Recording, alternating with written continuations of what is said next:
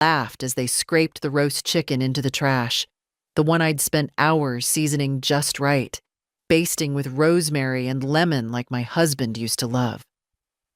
No offense, Grandma, Marla smirked, but we already ordered Thai. I stood there holding the empty serving platter, hands trembling slightly. Not from age, but from something colder. The laughter from the living room didn't stop. It never did anymore. They didn't notice when I stopped setting the table weeks ago, didn't care when I stopped joining them for dinner. I had become part of the furniture, silent, still, and easy to ignore. I carried the platter back into the kitchen, each step heavy. I didn't speak. Not then. Not yet. I washed the dish carefully, the way my mother taught me, with hot water and steady hands. The smell of roasted garlic still clung to the air like memory. I opened the small window above the sink, letting in the last bit of August breeze, dry and warm. The garden outside was still mine. They hadn't claimed that. Not yet. Upstairs, someone slammed a door. One of the boys, maybe Connor or Liam, my grandsons, 17 and 15. Neither one had looked me in the eye in months, too busy with their phones, with their noise-canceling headphones, with becoming someone else entirely. I dried my hands on the old tea towel, the one with faded tulips and a burn mark from the time Harold forgot to turn off the stove. He used to call them battle scars, the little marks of living. Harold would have had words for tonight, but he was buried 5 years now, and I had only my silence to speak for me. The hallway was filled with their voices as I made my way back upstairs. I heard Marla joke about my cooking again, something about 1940s cuisine. Evan, my son, didn't say a word.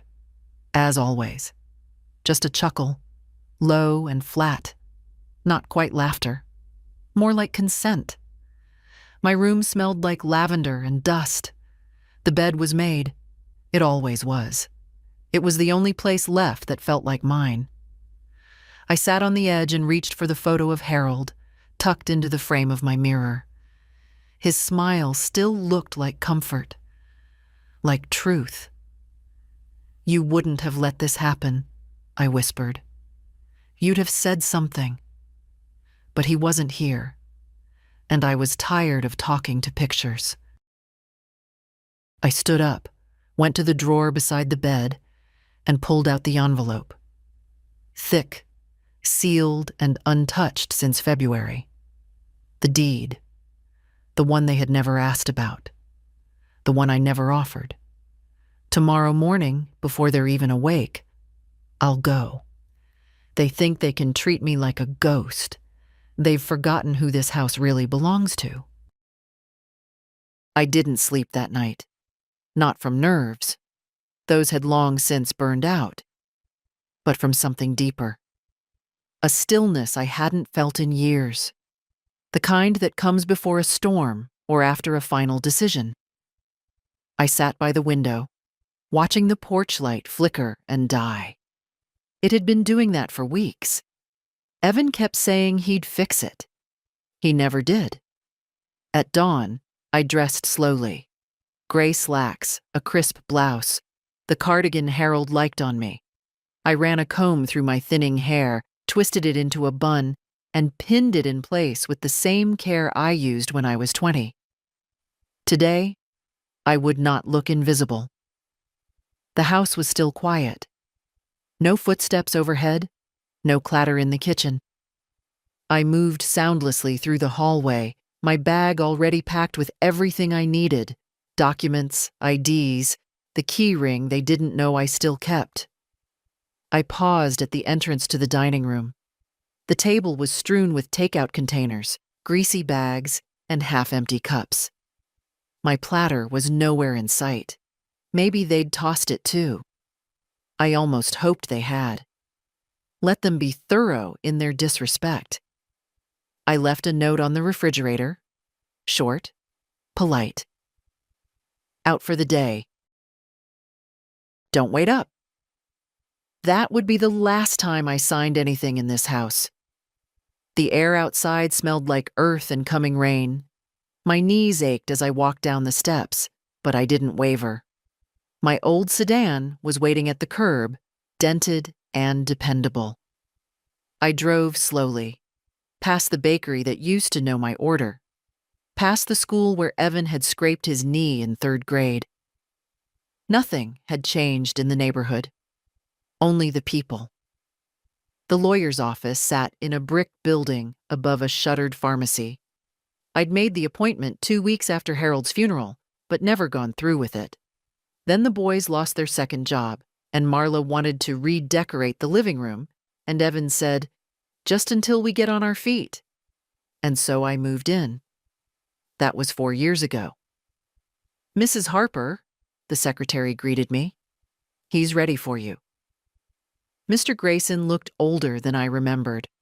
Or maybe it was just that I finally saw him clearly. "It's good to see you again," he said. "You brought the deed?" I handed him the envelope without a word.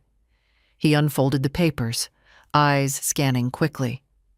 "Still in your name," he confirmed. "Fully. Your husband never added anyone else."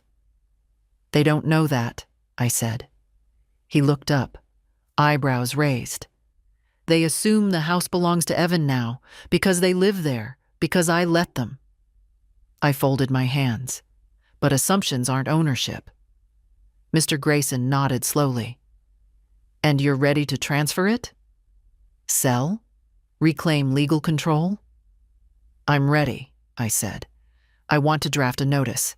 Effective immediately. They have 30 days to vacate the premises. I want it official. I want it to come from you." He hesitated, then leaned back. "You're sure about this?" I looked at him, steady. They laughed as they threw my food in the trash. That was enough. He began typing. Afterward, I walked 2 blocks to the bank. I closed the joint account Evan had insisted on for convenience. I opened a new one. I rewrote the beneficiary of my life insurance. I left nothing to chance. By noon, the sky had darkened. I stood outside the notary's office with the papers in hand, signed, stamped, legally binding. They wouldn't see it coming, and that perhaps was the saddest part of all. Because for years, I had let them believe they were entitled. They forgot I still had teeth, and I'd just started bearing them. The first time I carried my suitcase into Evan's house, they all smiled at me. I remember that clearly now. Their warmth, their words, the way Marla touched my arm and said, "You'll always have a place here." I wanted to believe her. I did believe her. My husband had been gone 6 months, and the walls of my own home were too quiet, too heavy. So when Evan said, "Mom, come stay with us, it'll be easier," I packed what I thought I'd need and locked the door behind me. Marla had even prepared the guest room. Fresh sheets, lavender candles, a knitted throw at the foot of the bed. "You'll be comfortable," she promised. The boys carried my boxes upstairs, joking loudly, trying to make it seem like a celebration. Evan opened a bottle of wine that night, and we sat around the table, laughing, telling stories about Harold. I thought maybe grief had given me back my family. But comfort has a way of souring. The guest room was never quite mine. The lavender candles disappeared after a week. The knitted throw ended up in the living room. Slowly, my space shrank. First, it was just my things moved around without asking. Then it was Marla knocking once before entering, sometimes not at all. "We're all family here," she said, as if that excused the intrusion. Meals changed, too. At first, I cooked often, the way Harold liked. Roasts, stews, fresh bread. Everyone praised my food. Then Marla began sighing, "It's too heavy, too old-fashioned." Soon I was told to rest while she cooked. Her food was all sauces from jars, noodles, and takeout, but Evan nodded and ate, grateful not to argue. The boys stopped sitting with me after dinner. They'd vanish upstairs with their plates, laughter echoing down the hallway. Once I followed, thinking maybe they wanted me near. I found the door shut in my face, headphones sealing them off from the world. My life became the quiet corners. Mornings at the window with tea, afternoons folding laundry that wasn't mine, evenings listening to their muffled voices through the walls. No one was cruel. Not at first. It was smaller things, little exclusions that piled like stones. When I mentioned visiting my old church, Evan said, "It's too far, Mom. You don't need the drive." When I bought a new cardigan, Marla muttered, "Waste of money." When I asked about going to Connor's game, Liam laughed. "Grandma, you wouldn't get it." They thought I didn't notice. That old age dulled more than sight and hearing. But I noticed everything. One night, washing dishes, I caught my reflection in the darkened kitchen window. My face looked back at me, smaller somehow, faded. That was when I realized I hadn't just moved in with my son. I'd handed them my life, piece by piece, and they'd taken it without question. And yet, I told myself then, they mean well. They're just busy. Things will get better. It would take years, and one cruel laugh over my ruined dinner, before I finally understood. They never wanted me. They only wanted what I brought with me. The first time Marla asked me not to cook, she did it with a smile. "You've done enough, Margaret," she said, taking the pot of stew out of my hands. "Relax. Be our guest." It sounded kind, and for a moment I almost felt cared for. But I noticed the way she wrinkled her nose at the smell of onions and garlic, the way she glanced at Evan as if seeking his agreement. He gave it without hesitation. "Yeah, Mom, sit down. You don't need to work yourself." I did as they asked. I sat, my hands folding and unfolding in my lap, while Marla heated up frozen lasagna and called it dinner. The boys cheered. Connor because it meant no vegetables, Liam because he loved the thick layers of cheese. No one asked me if I wanted a portion. No one even noticed when I ate only a slice of bread. It started small, that was the point. At first it was meals, then it was laundry. "Don't worry about it, Margaret, I'll take care of it," Marla said once, pulling the basket from my hands. But she didn't take care of it, not really. She let it pile up until she had a free moment, and then scolded me gently for letting it sit. "You should have reminded me." Then came the living room.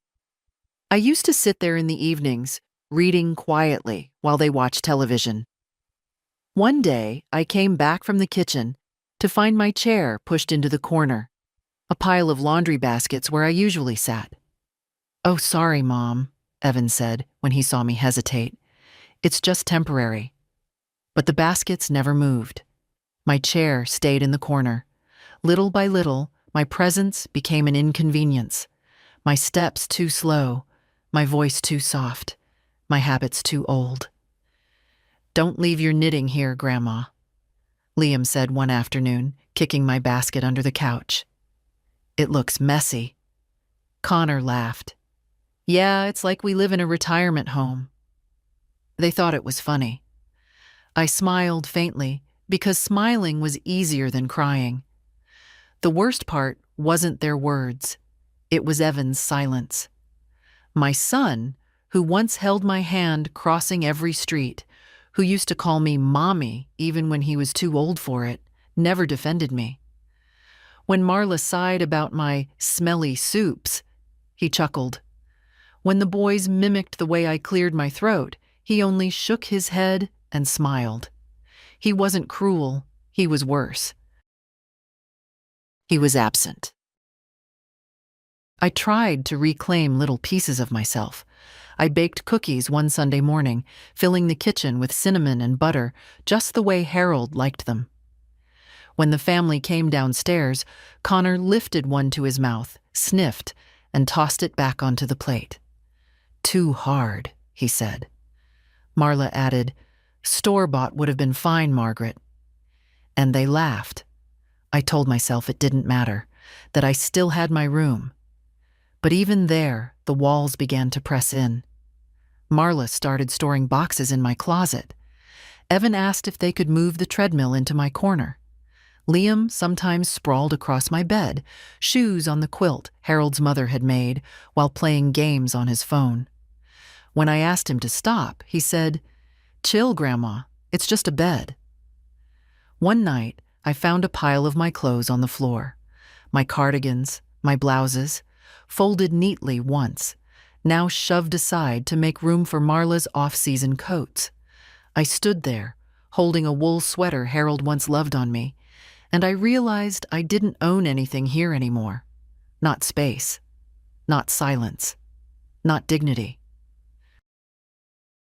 I stopped asking for small things, rides to the store, help with groceries, a quiet afternoon.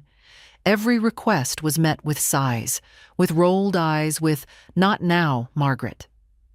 So I swallowed the words. I became what they wanted, invisible. But invisibility has its price. When they forgot my birthday, I didn't remind them.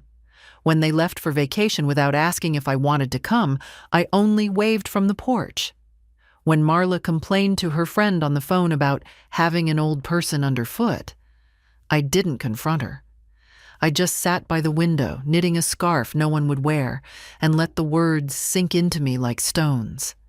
And still, I told myself they meant well, that families stumble, that grief had made us all harsher, more tired.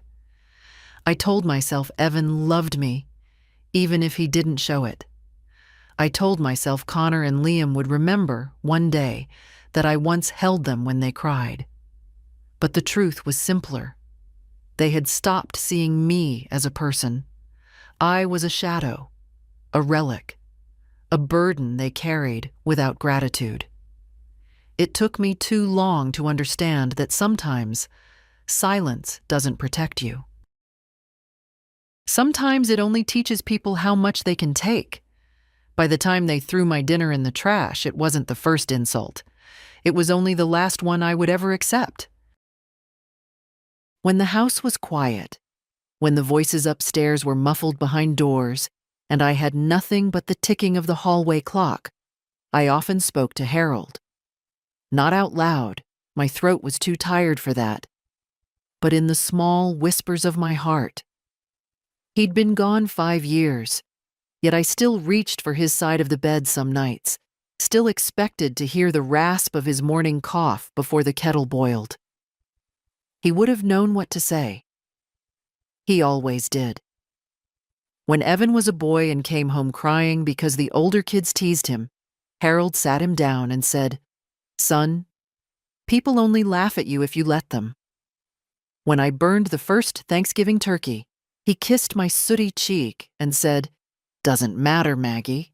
You're the feast."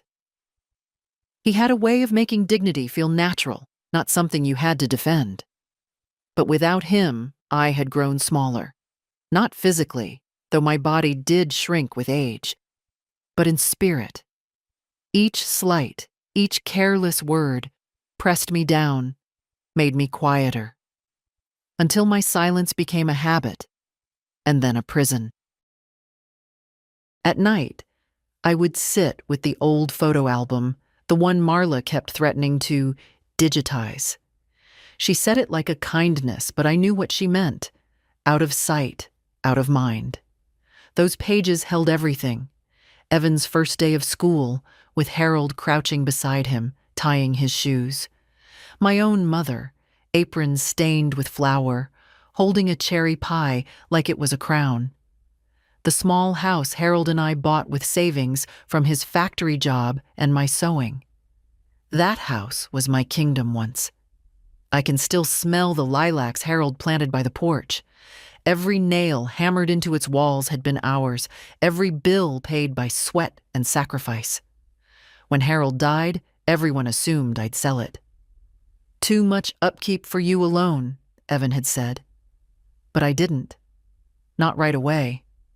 I kept it, dusted it, talked to the walls like they were listening, until the loneliness became louder than the silence, and Evan's offer, "Move in, Mom, we'll take care of you," sounded like salvation. I remember the day I handed him the keys. He didn't look surprised, just relieved. "You won't regret this," he said. But regret was already budding inside me. Because I knew what he didn't. The deed was still in my name. The house never left me. I had tucked the papers away in an envelope, hidden deep in a drawer. Insurance, I thought then. A lifeline, if I ever needed one. Now, sitting in the room Marla called the guest room, I realized Harold's voice was the only one I trusted anymore. "Don't let them take what's yours, Maggie," he would have said. "Not the house, not your pride." I touched the quilt his mother had sewn, still stretched across my bed, though the corners sagged. Each stitch was a prayer, each square a memory of steadier hands. I thought of how Marla's coats now crowded my closet, how Connor's sneakers sometimes landed on this very quilt, and how none of them seemed to notice the insult. It was in those moments I understood something sharp. Love without respect is only dependency. They didn't love me. They needed me, or rather, what I carried. My pension, my patience, my silence. But silence has an end. I folded the quilt carefully, smoothing the creases as though preparing it for travel. My fingers brushed over Harold's face in the framed photo on the nightstand. "I've been patient long enough," I murmured, in the kind of voice that carries more weight than shouting. For years, I had begged quietly for scraps of kindness. A thank you, a hug, a seat at the table. And when those things never came, I convinced myself they might tomorrow. But Harold's eyes in that photograph told me the truth I had been avoiding. Tomorrow never comes for those who don't claim it. That night, I did not pray for patience. I prayed for strength. Strength to remind them who I am. Strength to stop being their afterthought. Strength to carry Harold's lesson. One last time. People only laugh at you if you let them. I had let them long enough. The papers in the envelope weren't just documents anymore. They were my voice, sharpened after years of being ignored. They were my way of standing tall, even if my back bent with age. And when I closed my eyes that night, I could almost hear Harold chuckle low and sure, as if he were sitting beside me. "That's my Maggie," he said in my mind. And for the first time in years, I believed him. It happened on a Tuesday evening, though the day itself hardly mattered. I was standing at the sink, rinsing the teacup I'd used all afternoon, when Marla's voice floated in from the hallway. Sharp, hushed, meant for Evan, but carried just enough that I could hear. I swear, she makes the whole place smell like mothballs. Even the boys noticed. There was a pause, then a sigh I knew too well. Evan's sigh, resigned, unwilling to contradict his wife. "She's old, Marla. What do you expect?" The words weren't cruel. That was what made them worse. Cruelty, at least, shows fire. But indifference? That's ice. I kept my hands under the running water a few seconds longer than I should have, scalding hot. The pain kept me steady. I dried the cup, set it on the rack, and walked to my room without a sound. Inside, I sat on the edge of the bed, staring at the quilt folded neatly at the foot. My mind was blank at first, then filled with 1,000 small humiliations. Marla wrinkling her nose when I opened a jar of pickles. Connor waving air dramatically after I wore my rose perfume. Liam muttering to his friend, Don't come over. It smells like Grandma's house here. Each time, I told myself it didn't matter, that I'd lived too long to care about such small things. But hearing it tonight, plain and unvarnished, confirmed what I had known all along. I wasn't a guest in this house. I was an intrusion. Later, when I came down for a glass of water, Marla was in the kitchen rearranging the pantry. My tea tins had been pushed to the back, behind boxes of instant noodles and bags of chips. "Oh, Margaret," she said without looking at me. "I moved some things around. Easier for us if the everyday stuff is in front." I nodded. What was there to say? I slid the kettle closer to the stove, but she reached past me and shifted it back. "Let's keep the counters clear, all right?" Her smile was polite, practiced, the kind you give to a stranger you don't plan to see again. That night, lying awake, I thought of Harold again. He used to love the way our house smelled.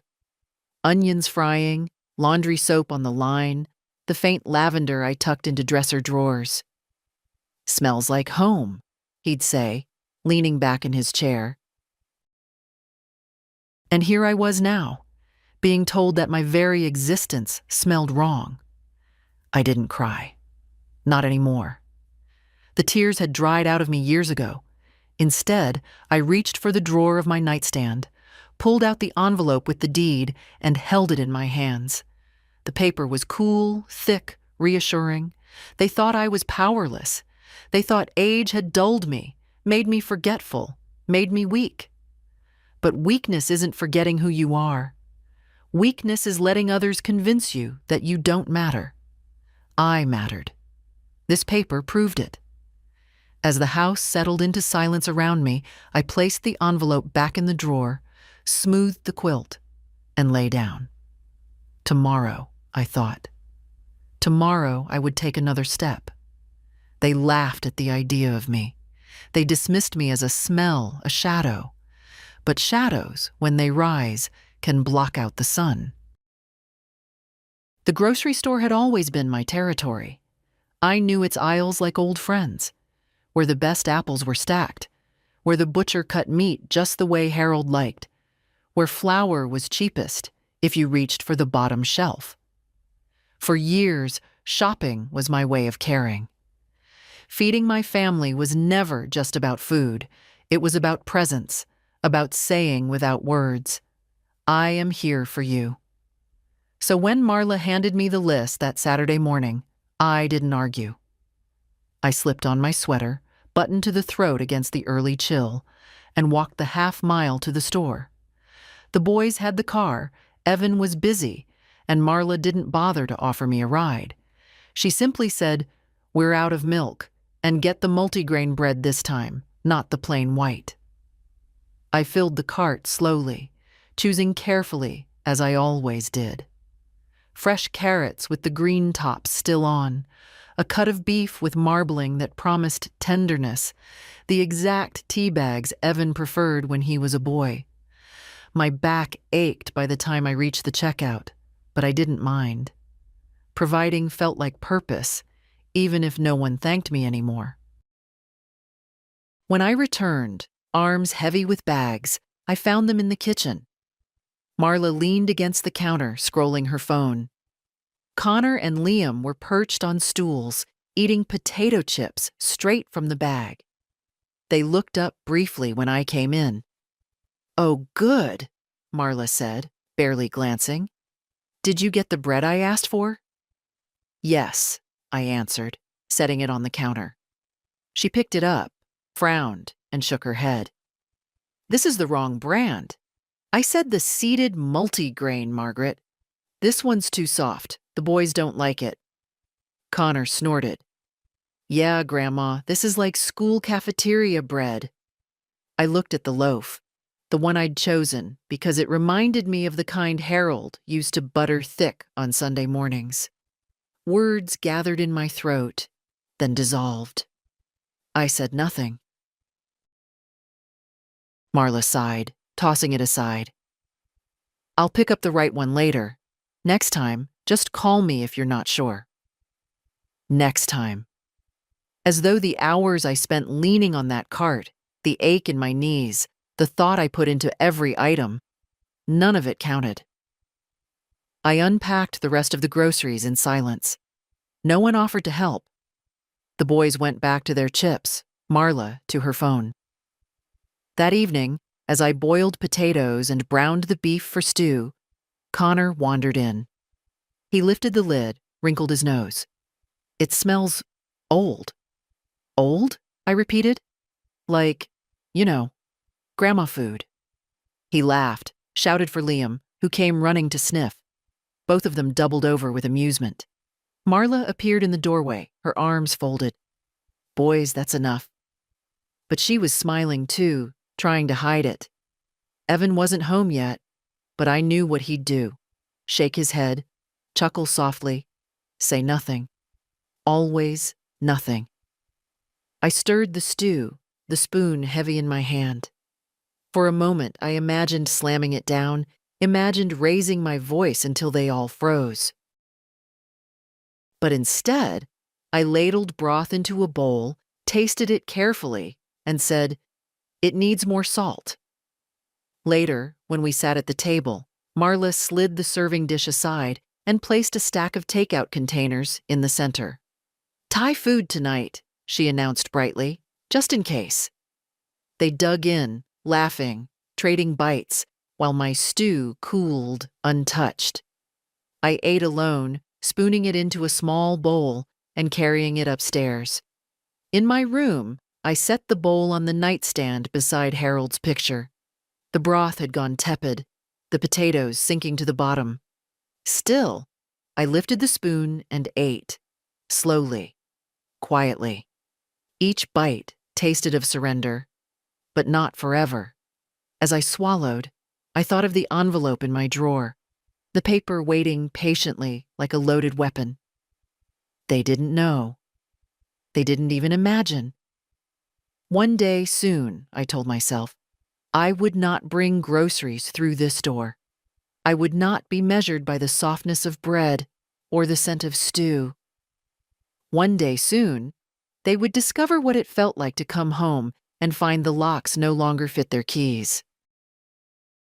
And when that day came, I would sit right here in this same chair, eating a meal I cooked for myself, seasoned not with salt, but with freedom. The first time they forgot to call me down for dinner, I thought it was an accident. I heard their voices, the scrape of chairs, the clatter of forks against plates. But no one came to my door. I waited a few minutes, then longer. Finally, I walked quietly down the stairs, telling myself perhaps they were distracted. Perhaps Evan assumed Marla had told me. Families forget. It happens. But when I reached the dining room, the truth was plain. They were all there. Evan at the head of the table, Marla beside him, Connor and Liam already halfway through their plates. Boxes of takeout littered the table. Steam rose from cartons of fried rice, noodles glistening with sauce. No place had been set for me. "Grandma," Connor said around a mouthful, "we didn't think you'd want this. Too spicy for you." Marla dabbed her lips with a napkin. "We were going to save you a portion, Margaret. There's soup in the fridge." Soup in the fridge. Not at the table, not with them. Evan kept his eyes on his plate, chewing slowly. He didn't look up, didn't say a word. I turned, went to the kitchen, and pulled out the soup. One of those cans with a ring-pull lid, the kind I never would have bought for myself. I warmed it on the stove while their laughter drifted in from the dining room. When it was hot enough, I carried the bowl back upstairs. The sounds of their meal followed me. Chopsticks tapping, soda cans hissing open. The boys shouting over some joke I wasn't meant to hear. In my room, I sat on the bed with the soup cooling in my lap. Thin broth, overcooked noodles, not a hint of care in it, I thought of the dinners I used to make, roasts slow cooked until the meat fell apart, bread risen and baked golden, pies cooling on the windowsill. Those meals brought people together. These cartons only filled their stomachs. I ate in silence, each spoonful heavy with the weight of being forgotten. It didn't stop there. The next week they did it again. This time I went down early, hoping to be part of things, but Marla was already setting the table for 4. "Oh, Margaret," she said quickly, "I wasn't sure if you'd be hungry. We ordered Chinese again." Her smile was thin, apologetic. But she didn't add a 5th plate. She didn't ask me to sit. I went back upstairs. By the 3rd time, I understood. This was no accident. It was easier for them without me. 1 less plate, 1 less chair, 1 less voice. They didn't say it out loud, but they didn't need to. Every unopened invitation, every closed door, every takeout box without my name on it spoke clearly enough. That night, I carried a plate of crackers and cheese to my room and ate by the window, looking out at the streetlights flickering to life. Mrs. Jensen across the road was sitting with her daughter and grandchildren on the porch, laughing, passing a bowl back and forth.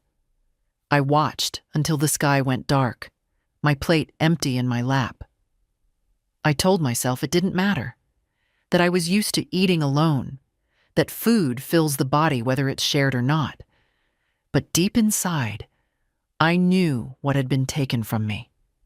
Not the meal, the belonging.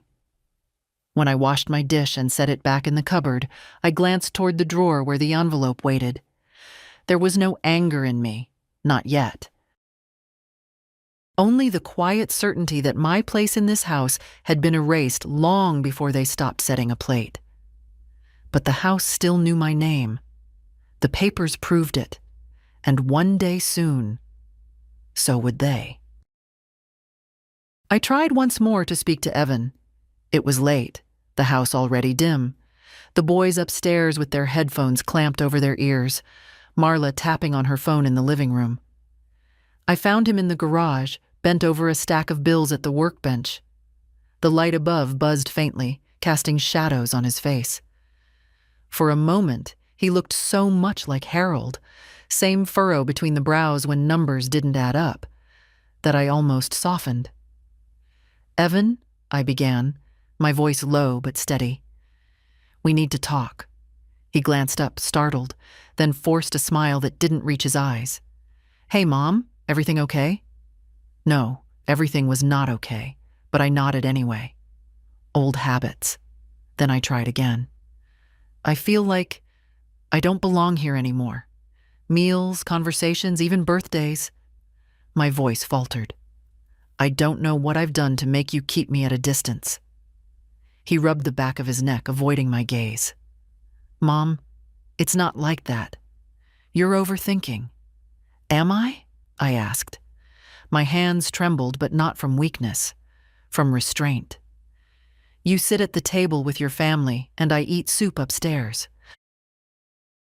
You let Marla dismiss me with a smile. You let the boys mock me. And you never, never step in." Evan sighed, long and weary, as though I were the one burdening him. "It's just complicated. Marla's under stress. The boys are teenagers, you know how they are. I'm caught in the middle. I don't want more conflict." "Conflict?" The word scraped my throat. "Since when is asking to be treated like a person a conflict?" He shifted uncomfortably. "You have to understand, Mom. Things are different now. You live with us, but it's our household. Marla has her way of doing things, and I need to support her. That's marriage."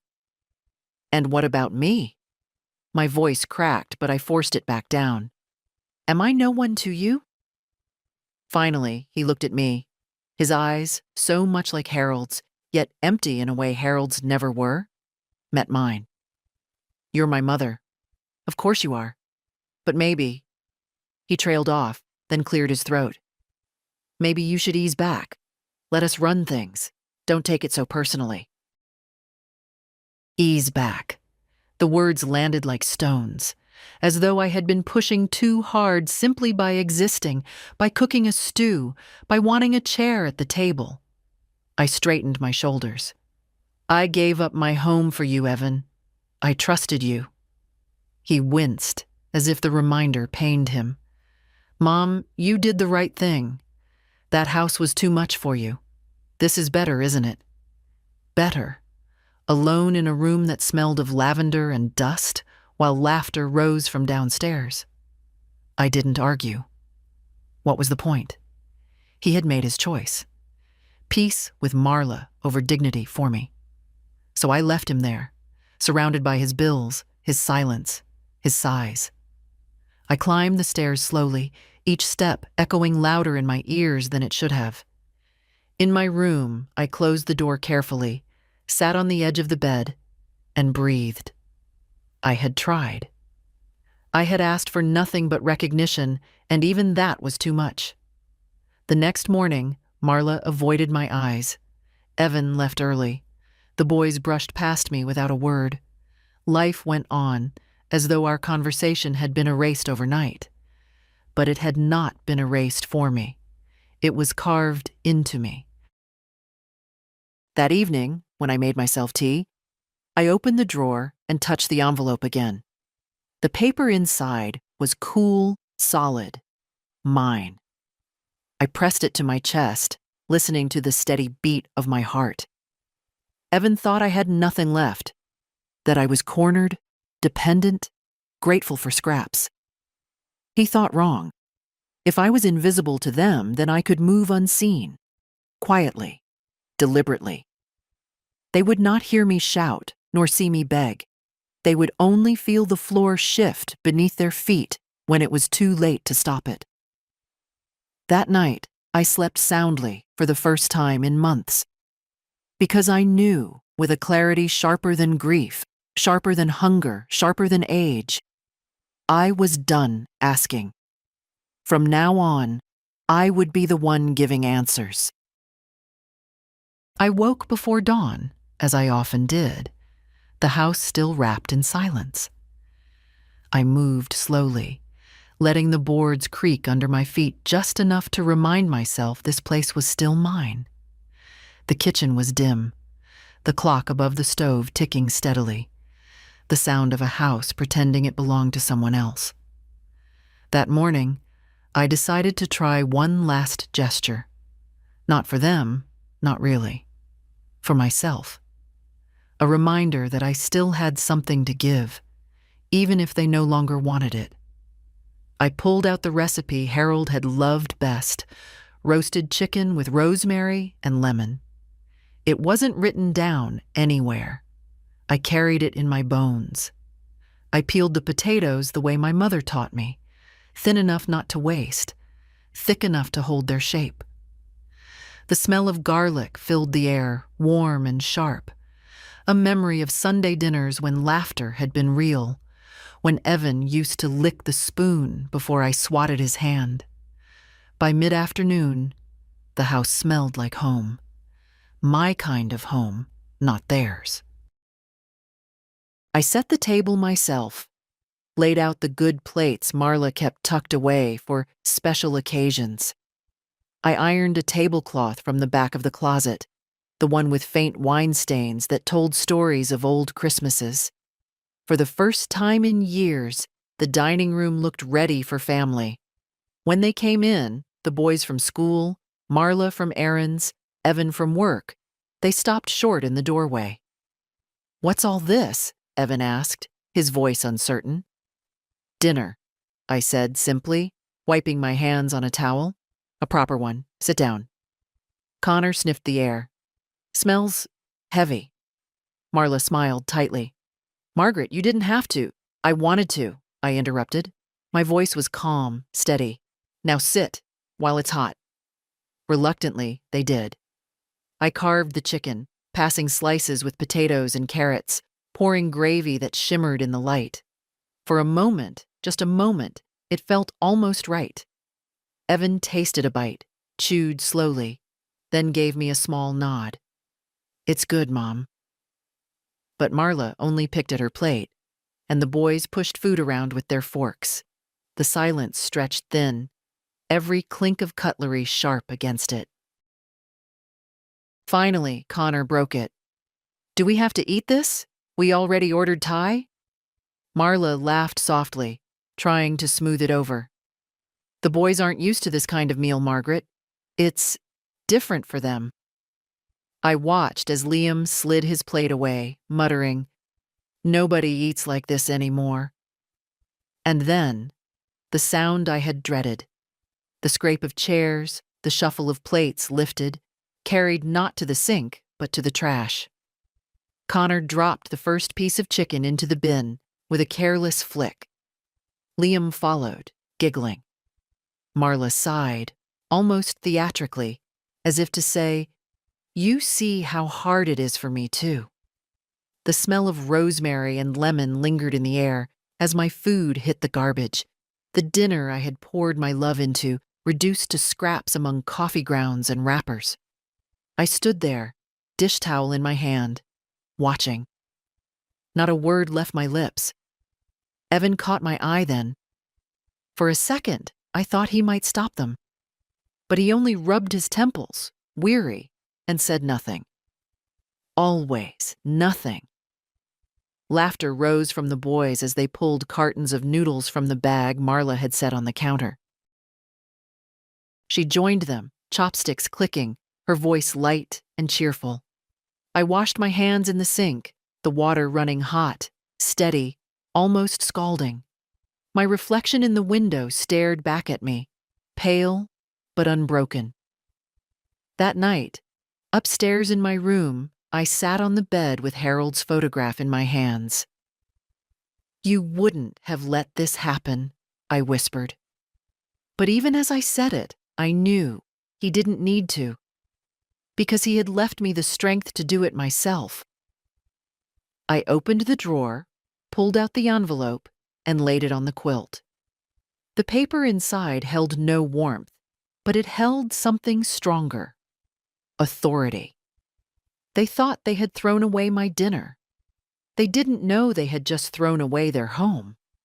And soon enough, I would remind them whose name was written in ink on those walls. I didn't storm out of the house that night.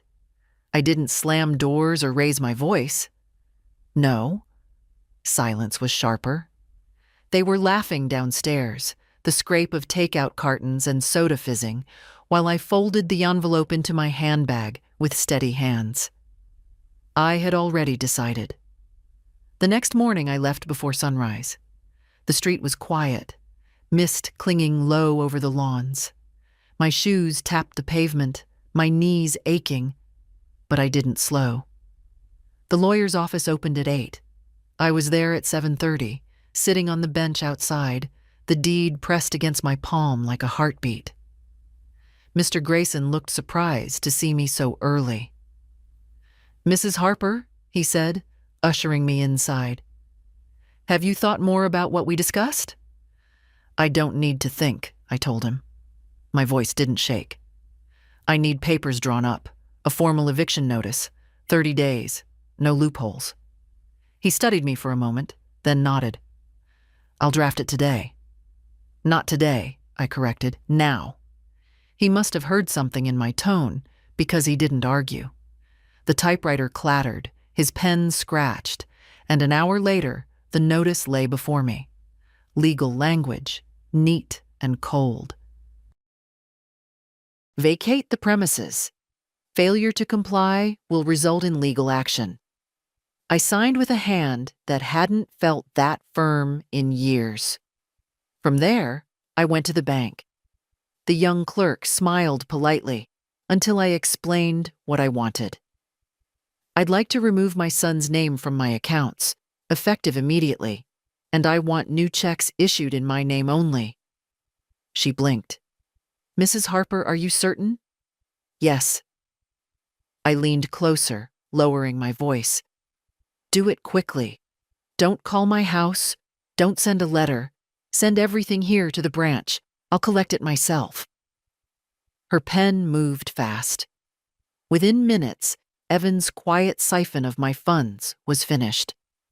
I left the bank with my chest lifted higher than it had been in years.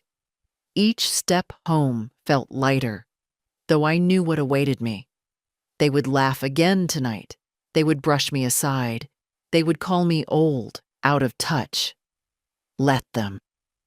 Because folded in my bag was the end of their certainty. When I reached the house, Marla was in the kitchen, fussing over coffee. She looked up briefly. "Out for a walk?" "Yes," I said, setting my bag on the counter. "A walk." She didn't ask further. She never did. Upstairs, in my room, I laid the envelope beside Harold's photograph. This time, I didn't whisper to him. I didn't need to. His eyes in that picture seemed to know. It wasn't anger that filled me. Not anymore. It was clarity. Sharp as glass. They thought I was a guest, a burden, a shadow at the edge of their table. But the truth was written in ink and sealed by law. This house was mine. And soon, very soon, they would learn what it felt like to be unwanted under their own roof. The papers were ready by Friday. Mr. Grayson slid the folder across his desk with a kind of solemnity, as if he understood more than he said.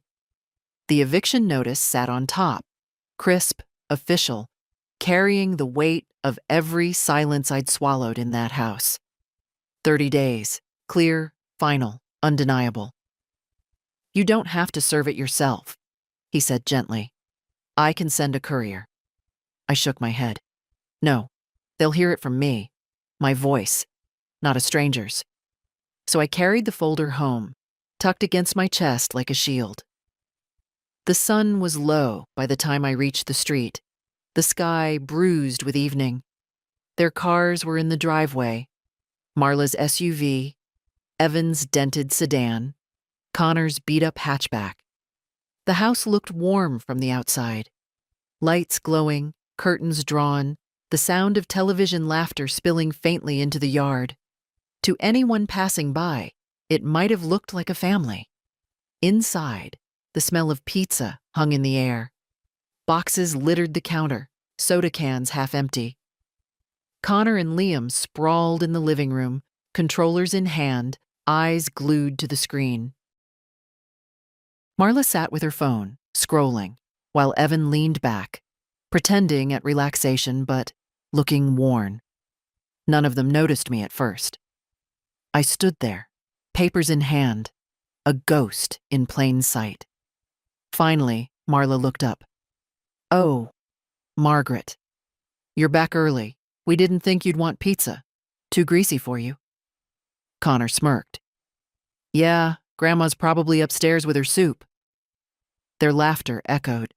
Familiar, expected. I didn't respond. I walked into the center of the room and set the folder on the coffee table, right between the soda cans and the controllers. My hands didn't tremble. "What's this?" Evan asked, frowning as he reached for it. "Read it," I said. He opened the folder, scanned the first page. His face drained of color. "Mom, what is this supposed to mean?" Marla leaned over his shoulder. Her eyes widened, then narrowed. "An eviction notice? You can't be serious." "Oh, I'm serious." My voice was quiet, but the words carried. "This is my house, my deed, my name on every brick and nail. I let you live here. I let you pretend it was yours. That ends now." The boys paused their game, staring. Connor laughed nervously. "Is this a joke?" "No." I looked at him evenly. "It's the opposite of a joke. It's the truth." Evan pushed the papers back at me, his hands shaking. "Mom, you can't do this. We're your family." "I am well aware," I said. "And for years, I believed that meant I owed you everything. I gave you food, money, my time, my silence. You repaid me with mockery, with exclusion, with indifference. You've made me invisible in my own home. But invisible doesn't mean powerless. Marla's voice sharpened. This is ridiculous. Where would we even go? Do you want your grandsons out on the street? They are not children anymore, I replied. They're young men who laugh as they throw my dinner into the trash. Let them laugh while they pack their things. Evan's eyes flicked up, desperate now. Mom, please. Think about this. 30 days? That's not enough time. 30 days is more than enough, I cut in. Because I have already spent years waiting for even an ounce of respect. That time is over. Silence filled the room. The television buzzed faintly, ignored. The boys shifted uneasily, glancing between their parents and me. For the first time, I saw something in their faces. Not guilt, not yet. Shock, as though the ground beneath them had cracked open. I picked up the folder, slid it back under my arm. You'll each receive a copy tomorrow, signed and filed. I suggest you begin planning. Then I turned and walked toward the stairs. My steps were slow but steady. No one stopped me. No one dared. Up in my room, I closed the door and set the papers beside Harold's photo. His smile looked different tonight. Approving, proud. Downstairs, voices rose, sharp, frantic, overlapping. I didn't listen. I poured myself tea, let the steam curl into the air, and sat quietly with the weight of decision settling into me. For the first time in years, the house was mine again. Not because they were gone, yet, but because I had spoken, finally, in a voice they could not ignore. 30 days. A month. Enough time for them to learn what it means when the person you thought powerless decides she will no longer bow her head. They didn't speak to me the next morning. Not a word.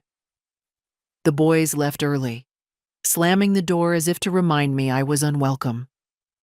Marla clattered around the kitchen louder than necessary, her silence a performance, each cabinet door shut with a little more force than the last. Evan lingered by the coffee pot, staring into his mug, then left without so much as a glance in my direction. I ate breakfast alone at the table. My breakfast, not theirs.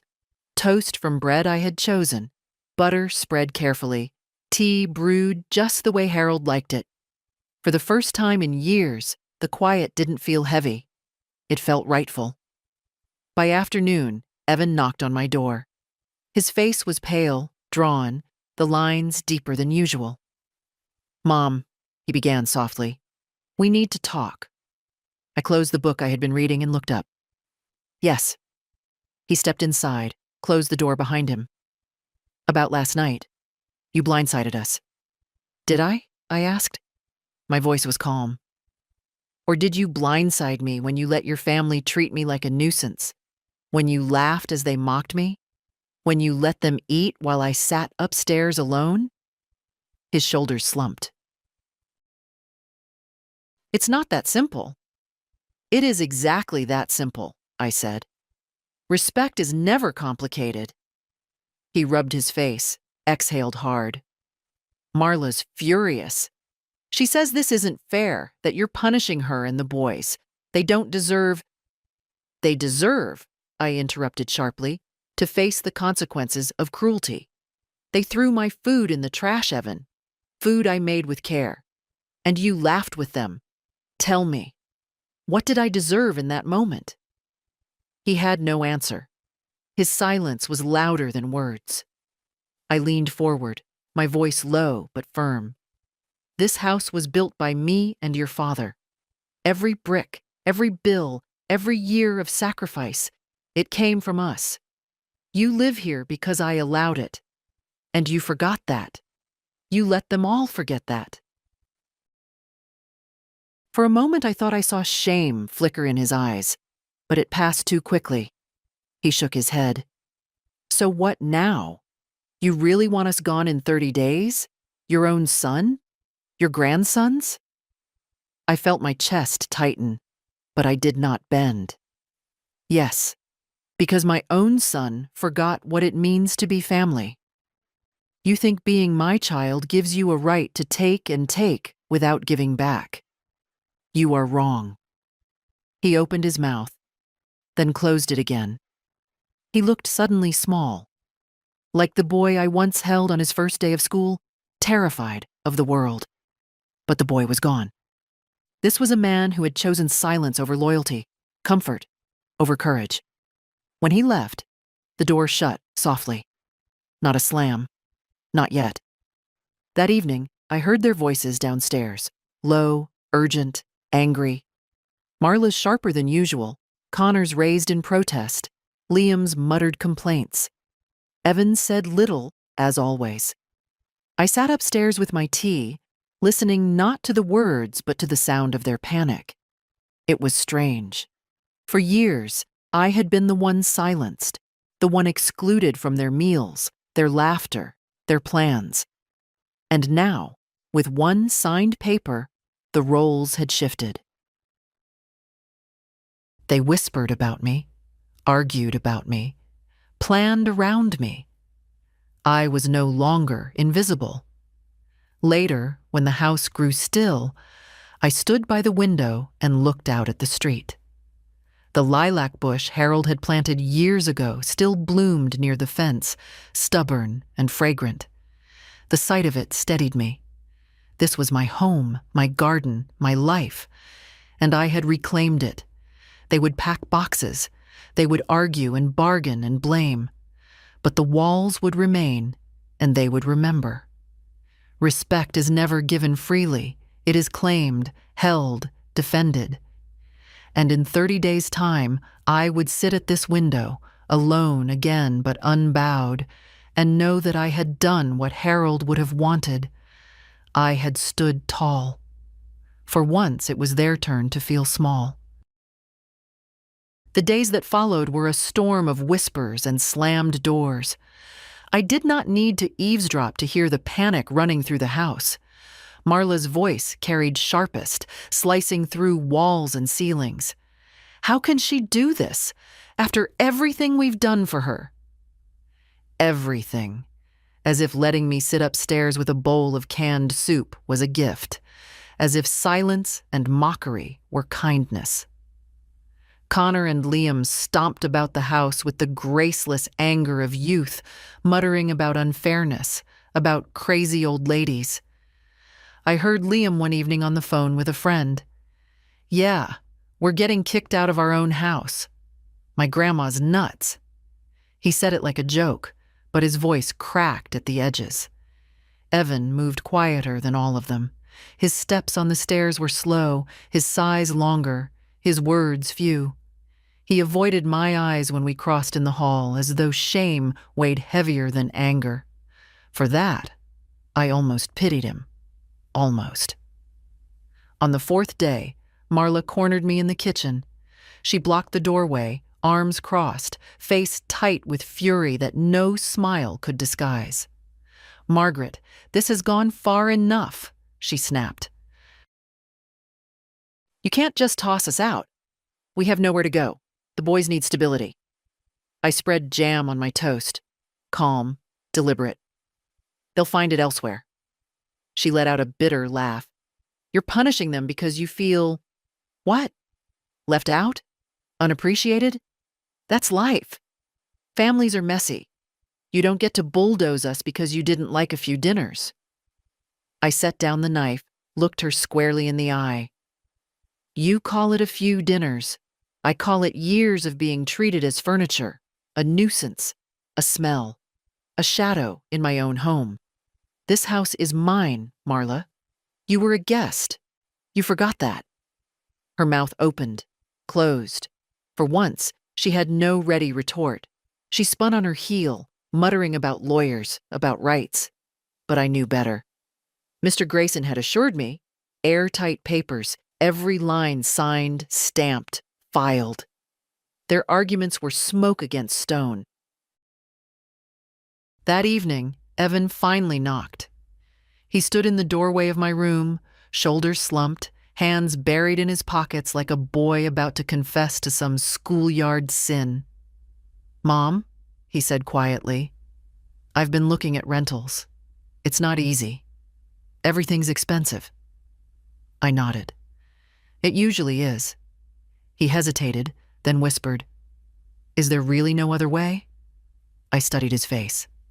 My son, my blood, the boy who once clutched my hand crossing streets, the man who had let me be erased in his own home.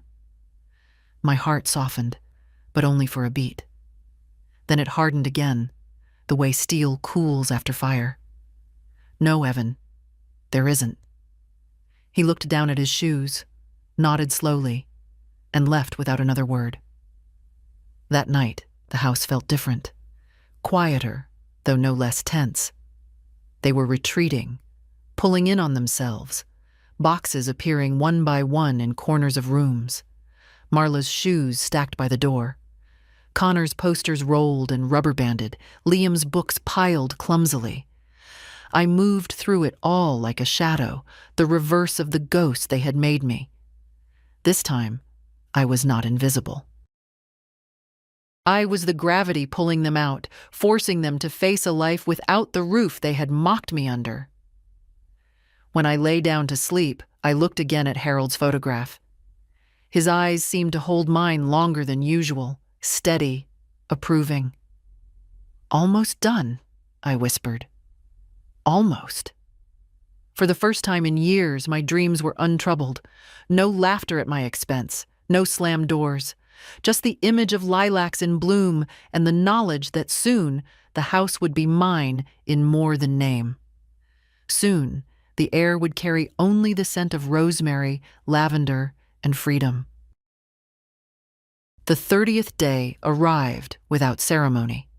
No sudden storm, no shouting match, no apology offered too late. The house was stripped bare in places now. Walls pale where posters had once hung, closets emptied of Marla's coats, counters cleared of clutter. Their voices were thinner, too, brittle with exhaustion. I watched them move, box by box, through rooms that had once been filled with laughter I wasn't invited to join. Connor carried out his sneakers and video games, muttering under his breath. Liam dragged a suitcase that banged against each stair. Marla barked orders, sharp and impatient, her eyes red from nights of whispered arguments. Evan said little, as always, his face gray with the weight of what he'd lost. I did not interfere. I did not gloat. I simply sat at the kitchen table with a cup of tea, the same way I had sat through countless evenings of exclusion. Only this time, it was not me who was invisible. It was them, fading out of a life that had never truly been theirs to claim. At one point, Evan paused in the doorway. He looked at me, his mouth opening as if to speak. For a heartbeat, I almost saw the boy he once was. The boy who ran to me after school with scraped knees. The boy who clutched my hand so tightly at his father's funeral. But the man standing there had chosen silence too many times. Whatever words he wanted to find, they never came. He lowered his eyes and carried the last box to the car. When the door finally closed behind them, the house exhaled. The air felt lighter, the silence not heavy but clean, like the pause after a hymn ends. I walked through each room slowly, touching the walls, the banister, the worn wood of the dining table. This was not an empty house. It was mine again. Every nail, every board, every memory. In the living room, I found one of their soda cans left behind on the coffee table. Half empty, flat. Without hesitation, I carried it to the trash and dropped it in. The sound of the can hitting the bin was sharper than it should have been, final in a way that made me smile. I opened the windows wide. Fresh air rushed in, carrying the scent of lilacs from the yard Harold had planted. For the first time in years, the house smelled like home. Not of takeout cartons, not of grease and indifference, but of spring, of care, of beginnings. That evening, I cooked again. Not for them, not to prove anything, but for myself. A small roast, potatoes, carrots, seasoned with rosemary from the garden. I set one place at the table, lit a single candle, and ate slowly, savoring each bite. As the candle burned low, I thought of Harold. I thought of the strength it had taken to do this alone, of the quiet victories hidden in ordinary acts. And I realized something. They had not just lost a roof. They had lost me, my patience, my silence, my care. And they would come to understand, too late, what it meant to live without those things. When the last dish was washed and set aside, I returned to the window. The street outside was calm, the lilacs glowing pale in the moonlight. I breathed in deeply, steady, and sure. They had laughed as they tossed my dinner in the trash. They had made me invisible, a shadow in my own home. But I had given them their answer, not with shouting, not with vengeance, but with ink, with law, with the quiet dignity they could never take from me. And now, the house was mine again, not just in name, in spirit, in truth. I closed the curtains, turned out the light, and whispered to the quiet, to Harold, to myself. Respect is never given. It is claimed. And for the first time in years, I slept without fear of being forgotten.